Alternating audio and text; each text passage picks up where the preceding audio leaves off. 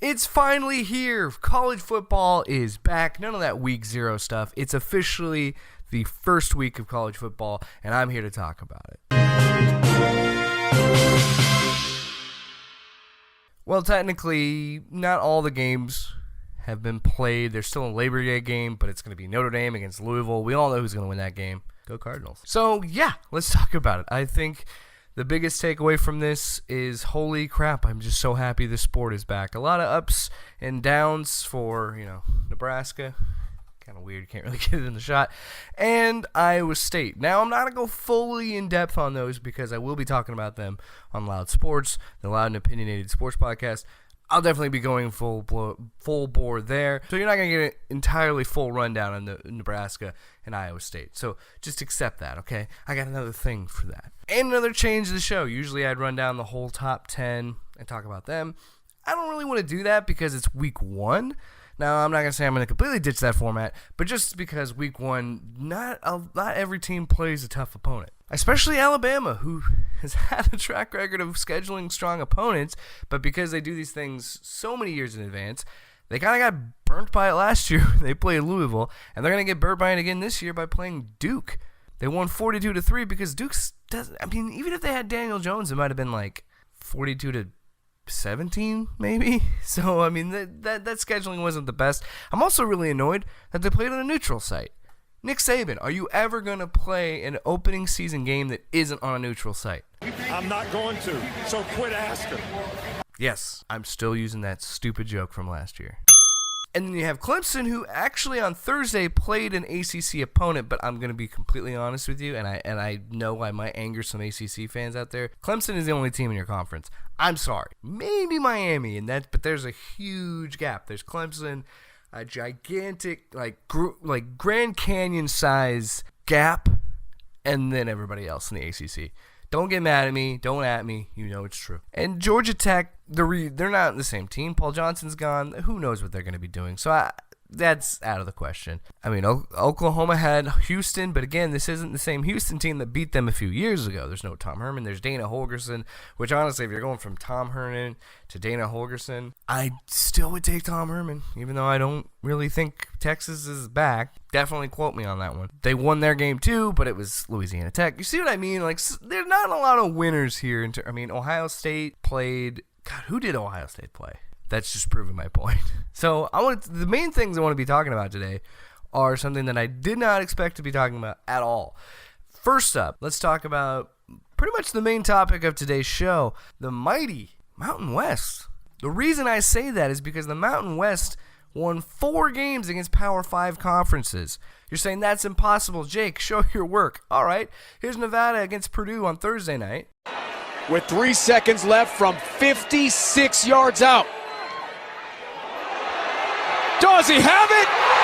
Yes, he does! Nevada wins at the gun! It's good from 56! Which I saw the score at 31-17 at some point. I'm like, oh, Purdue's got it wrapped up.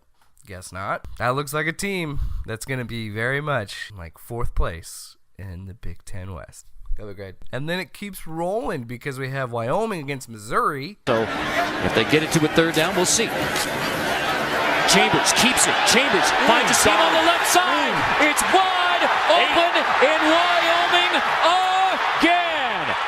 And then Boise State down 31-13 at halftime. 23 unanswered points. Mahone, and he gets an easily touchdown. Boise State. The Broncos have the lead. 19 straight points. And you tend to forget this because a lot of people forget about week 0. Hawaii did this. Late in the night, everybody at the table is all in. Tate. They're going to take their shot up, here. 5 seconds. He can go. He can go. Roll. He can do this.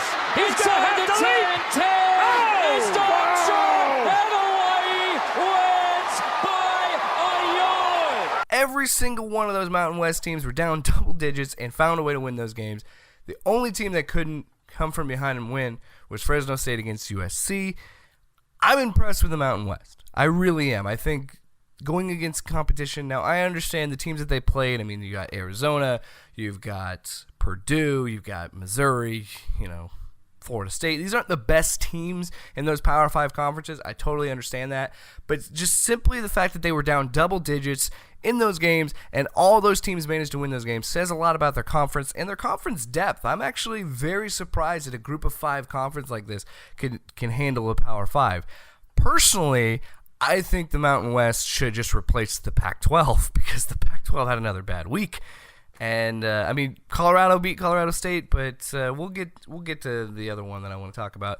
But again, going back to week 0, Arizona loses, and they've never just looked strong in any of their games. And the Pac-12 continues to worry me. Oklahoma State ran roughshod over Oregon State, but again, it's Oregon State, laughing stock. And it just doesn't look good. I mean, USC won, but UCLA lost to Cincinnati, and so the Pac-12 has had a really bad week. And how bad of a week was it? Well, let's go to Saturday Night Football.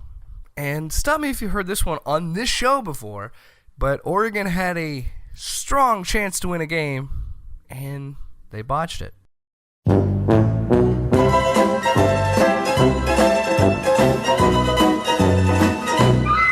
15-point win, and they lost to freshman quarterback Bo Nix. Unbelievable. 15-point lead, you lose to Auburn. And again, Gus Malzahn. That's a guy that's going to go like 8-4. They got a tough schedule. I just can't believe that. How does this keep happening to Oregon? Another game where they had an over 90% chance to win the game. They managed to find a way to lose it and continue to hurt the Pac-12.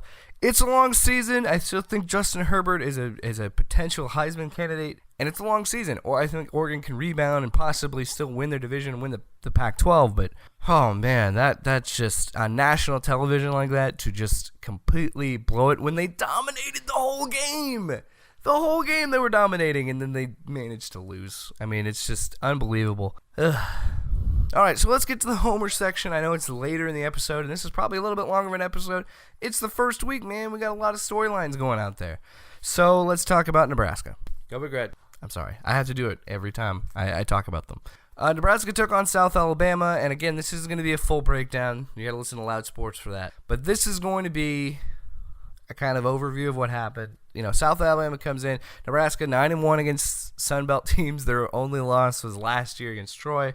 Ugh.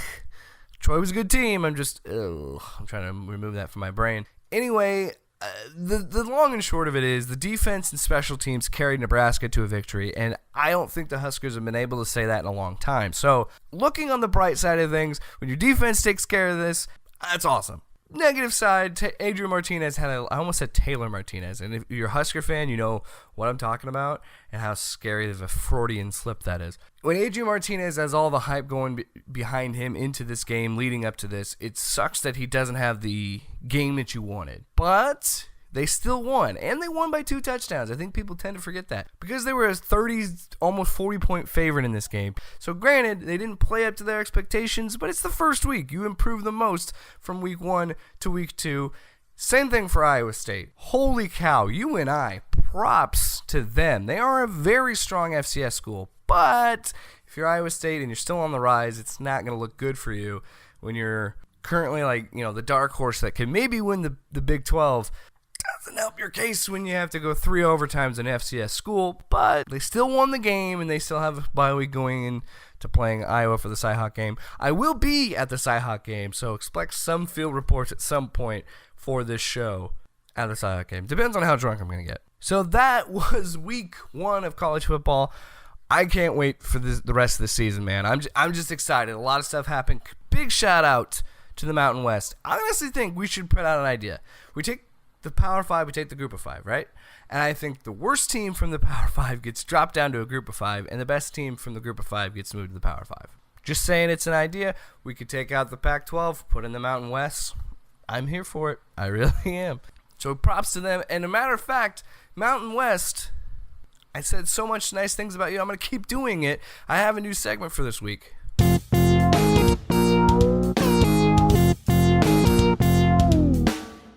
That's right. The best of the week is obviously the Mountain West, beating 4 Power 5 schools. All 4 wins came from double-digit deficits. Managing to do that is incredible.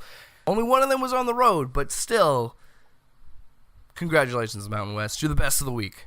And now we do the same segment we had last year, and this is the first ever two-time winner for Hack of the Week. I got to give it to Oregon. National television, your conference needs this. It was a big game, not for you, but also for your conference, and you're a bunch of quacks. So congratulations to Oregon. You finally won something. The two-time Hack of the Week winners. Thank you so much for watching another episode of the College Football Hangover. I love doing this show. I hope you love watching it. Make sure to hit the like button if you liked it. Thumbs down if you didn't, but you're probably like a Hawkeye fan if you did. Hit that subscribe button. Also hit the bell so you get notified when you see this show, or you see Loud Sports, or you see the Batcast, or Super Cynical Cinema. Any show that's on Loud and Opinionated, you'll get that notification. Thanks so much, and I will see you next week.